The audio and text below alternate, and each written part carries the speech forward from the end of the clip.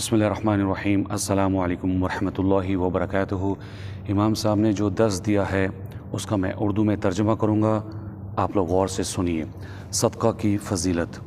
بلا شبہ نیک اعمال اپنے اجر میں ایک دوسرے سے مختلف اور اپنے مرتبہ میں ایک دوسرے سے کمتر اور برتر ہیں۔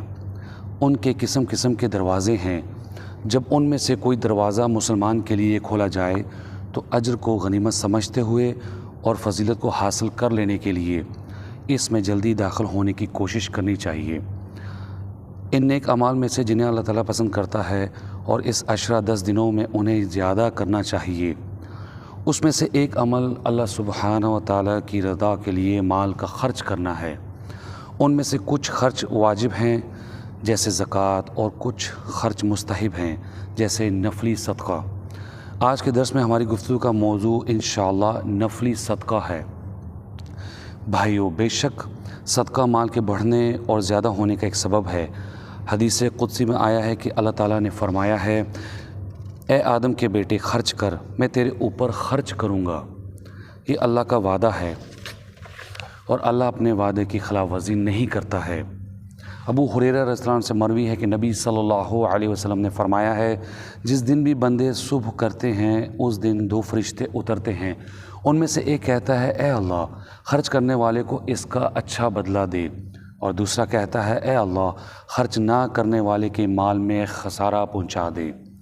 بہت سے لوگ اپنی روزیوں سے برکت چلی جانے کی شکایت کرتے ہیں۔ روزی سے برکت کے چلے جانے کے کچھ اسباب ہیں جو کئی طرح کے ہیں، جیسے مال کا حرام ہونا، ایمان کا کمزور ہونا، گناہ کرنا اور فضول خرچی کرنا وغیرہ۔ اس کے مقابلے میں مال میں زیادہ برکت ہونے کے بڑے اسباب میں سے ایک سبب زیادہ صدقہ کرنا ہے، جیسا کہ پہلے بیان کی گئی آیتوں اور حدیثوں سے پتہ چلتا ہے۔ اس کے ساتھ یہ بھی سمجھ لیجیے کہ صدقہ نکالتے رہنا بندے کے ایمان کی عملی دلیل ہے۔ ہمارے نبی صلی اللہ علیہ وسلم فرماتے ہیں، صدقہ دلیل ہے۔ صدقہ کرنے والے کے لیے افضل یہ ہے کہ دوسرے نفلی اعمال کی طرح اپنے صدقہ کو چھپاؤ، کیونکہ اللہ تعالیٰ نے فرمایا ہے، اگر تم صدقے خیرات کو ظاہر کرو تو وہ بھی اچھا ہے، اور اگر تم اسے پوشیدہ مسکینوں کو دے دو تو یہ تمہارے حق میں بہتر ہے۔ اللہ تعالیٰ تمہارے گناہوں کو مٹا دے گا اور اللہ تعالیٰ تمہارے اعمال کی خبر رکھنے والا ہے۔ صدقہ کے دوسرے بھی کئی فائدے ہیں، ان میں سے کچھ درج ذیل ہیں۔ نمبر 1، بیماریوں سے شفا پانا۔ آپ صلی اللہ علیہ وسلم سے حدیث میں آیا ہے، اپنے بیماروں کی دوا صدقہ سے کیا کرو۔ نمبر 2، صدقہ گناہوں کے بخشے جانے اور خطاؤں کو مٹائے جانے کا ایک سب سے بڑا ذریعہ ہے۔ آپ صلی اللہ علیہ وسلم سے حدیث میں مروی ہے، صدقہ اس طرح گناہ کو بجھا دیتا ہے جس طرح پانی آگ کو بجھا دیتا ہے۔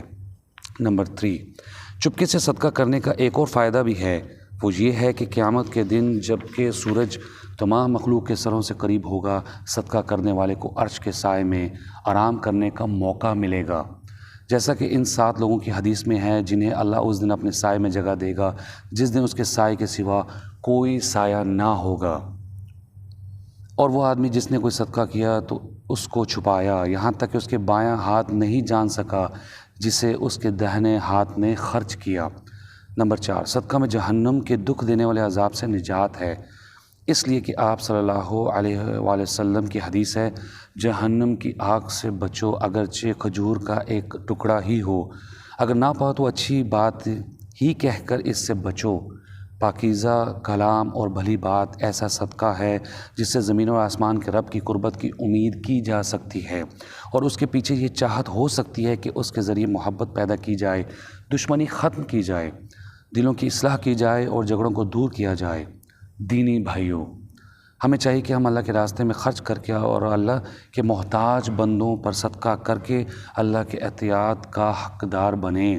یہ صدقہ چاہے عام مال سے ہو یا کپڑوں سے ہو، کھانے پینے کے سامان سے ہو یا پانی سے سیراب کر کے ہو، خاص کر فضا اور موسم کی اس گرمی اور سورج کی تپش میں۔ اس کے علاوہ صدقے کے اور مواقع اور صورتیں ہیں، ہم ان میں اللہ سبحانہ کے لیے صدقہ کرنے میں مخلص ہوں۔